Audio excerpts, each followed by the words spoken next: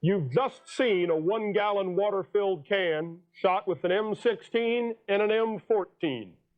Many will have you believe this proves the M16 to have the greater terminal effect.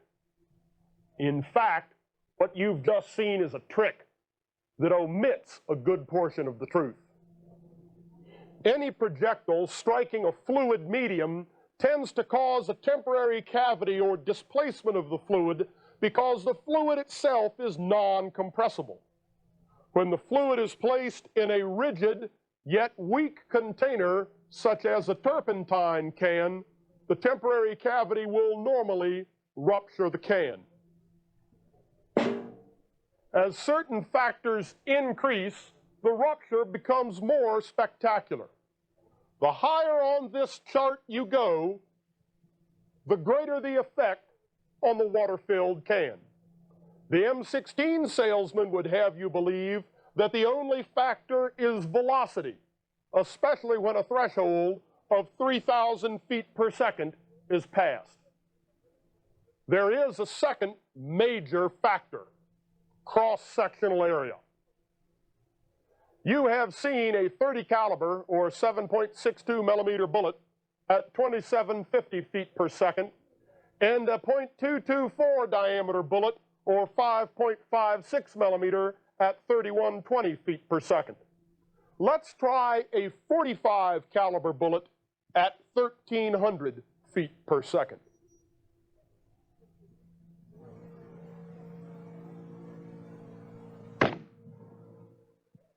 The velocity is low, but the destruction looks all right.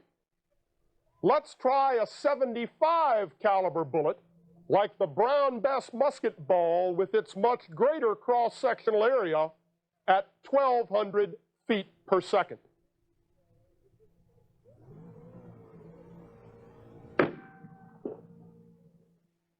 That's more spectacular.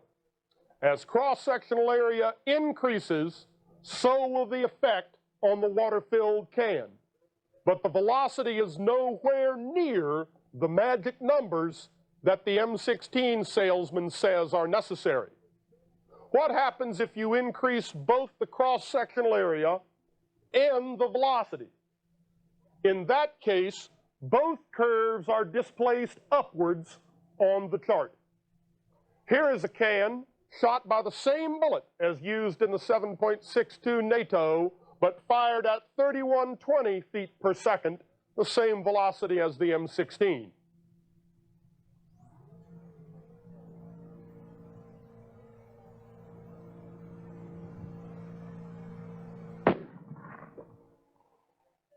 Let's try one more. The same .45 caliber bullet you saw before, but at 2400 feet per second. Notice the shock is so great that the cinder block on which the can sits is also shattered.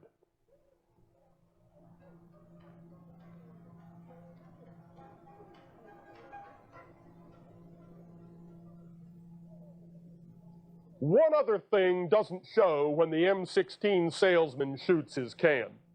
He always shoots at close range where the velocity is high. But after the bullet has traveled 100 or 200 yards downrange, it has decelerated due to air resistance. In fact, when the M16 bullet gets 100 yards downrange, it has decelerated to the muzzle velocity of the M14. By 220 yards, the M16 bullet, with its much poorer ballistic coefficient, has decelerated to the point where the M14 bullet is actually traveling faster. We shot a can for you at 330 yards. If you'll look closely, you'll see the bullet hit the leftmost can and water will dribble out the front. With small .22 caliber bullets, the decrease in velocity is important and frequently makes their terminal effect of little consequence. Here are the remains of the cans laid out to duplicate the curves on the chart. This can was hit with a .22 caliber or 5.56 millimeter bullet at 3120 feet per second.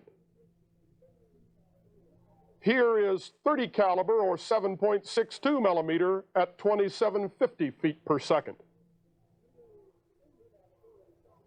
.45 caliber at 1300 feet per second. And a 330-yard shot showing decreased effect as velocity decays over range. Showing the increased effect of greater cross-sectional area, a 75 caliber bullet at 1200 feet per second. Remember, the curves are displaced upwards as both velocity and cross-sectional area are increased. Here is a 30 caliber or 7.62 millimeter at 3120 feet per second.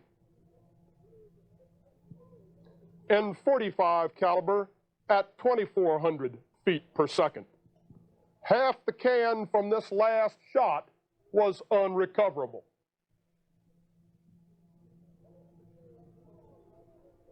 Throughout history, nations have rarely declared war on water-filled cans. Man is normally the enemy, and man does not react like cans of water or blocks of gelatin. His bone structure is hard and offers varying degrees of resistance to the bullet.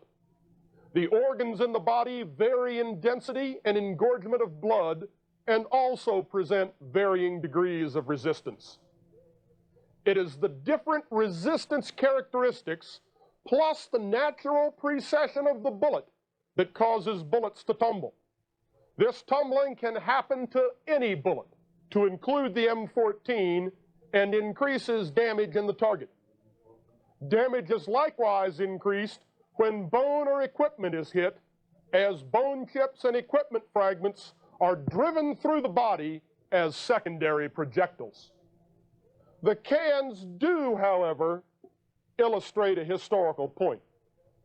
The last 200 years has seen a great improvement in volume of fire and combat range. There has been no parallel increase in terminal effect. The surgeons and coroners of today frequently write about the tertiary shattering of bone that radiates from the impact point when struck with a high-velocity, close-range hit with 5.56 millimeter or .22 caliber, or a tumbling hit from 7.62 millimeter or .30 caliber. This is exactly the same effect as the surgeons of yesterday wrote about in the war between the states with the .58 caliber mini ball, or in the American Revolution with the round ball. Today, if hit in an extremity, you are relatively lucky, for a surgeon can transplant marrow, pin the bone, put you in traction, and save your arm or leg. In the war between the states, for example, that medical knowledge and skill simply wasn't there. When bone in a limb was hit, that limb was normally amputated. Surgeons' kits resembled a cross between medieval instruments of torture and a carpenter's toolbox. Aid stations resembled butcher shops. We bemoan the 600,000 plus dead of the war between the states, while forgetting the 500,000 more who lost one or more limbs through amputation. You should also remember that anesthesia was in its infancy before the war between the states, and sometimes during it, the patient was awake while the cutting was done. The only painkillers during recovery after the amputation were alcohol, heroin, and opium. We could delve deeper into terminal effect and its science of forensic ballistics. However, you should gain the knowledge that the water-filled can is a trick that omits a lot of truth and warps historical understanding. Though weapons used throughout history may seem crude or outdated today, they normally had more than adequate terminal effect.